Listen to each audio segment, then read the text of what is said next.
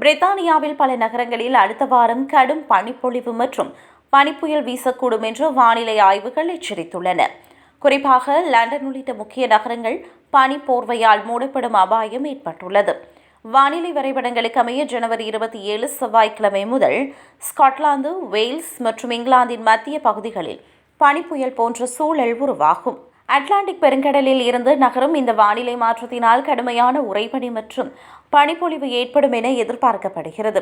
London, Birmingham, Bristol மற்றும் Swansea போன்ற நகரங்களில் செவ்வாய் மற்றும் புதன்கிழமைகளில் பனிமழை பெய்ய வாய்ப்புள்ளது. ஜனவரி 29ஆம் தேதி பனிப்பொழிவு மேலும் தீவிரமடைந்து பல இடங்களில் பனி தங்கி நிற்கும் சூழல் உருவாகும் என்று வானிலை ஆய்வாளர்கள் தெரிவித்துள்ளனர். ஸ்காட்லாந்து மற்றும் வடக்கு இங்கிலாந்தின் மலைப்பகுதிகளில் பனிப்பொழிவு மிக அதிகமாக இருக்கும். மான்செஸ்டர் மற்றும் ஸ்டோக்-அண்ட்-ட்ரெண்ட் போன்ற பகுதிகளிலும் மாலை நேரங்களில் வெப்பநிலை பெருமளவு குறைந்து சாலைகளில் பனி உறையக்கூடும் என்பதால் போக்குவரத்து பாதிப்புகள் ஏற்படலாம்.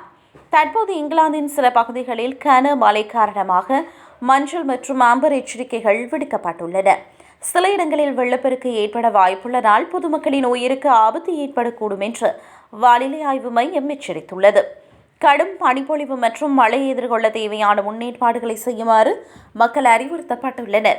அத்தியாவசிய பொருட்களை சேமித்து வைப்பதோடு பயணங்களின் போது மிகுந்த எச்சரிக்கையுடன் இருக்க வேண்டும் என்று அதிகாரிகள் கேட்டுக் கொண்டுள்ளனர்.